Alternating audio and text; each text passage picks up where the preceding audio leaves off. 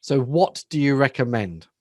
Now, as soon as you ask that question of a customer or a team member, they have to think, they have to take responsibility for what it is that they're asking and start to think about solutions.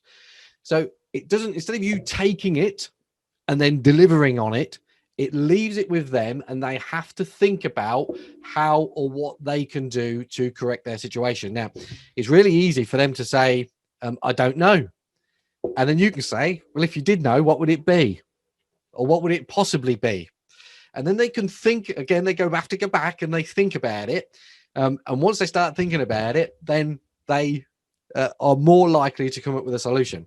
Now, as you use this question, what will happen is they will stop asking you so many questions because they know that if they come to you and ask a question, you're going to say to them, what do you recommend? And I've got it in the office, I sit there and sometimes people will come in and they say, have you got a minute?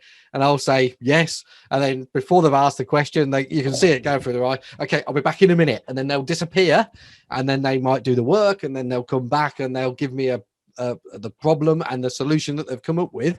But as I say, over time, they stop asking the question because they know that they're going to be asked, what do you recommend? And because they know they're going to be asked, what do you recommend? They will automatically come up with, in the vast majority of the cases, they will automatically come up with a solution before they come and ask. So if you're struggling with delegation or upwards delegation, so you've got team members that are passing stuff to you, the simple question to ask back is, what do you recommend? And then shut up. If they don't deliver an answer or they say they don't know, then what, if you did know, what would it be?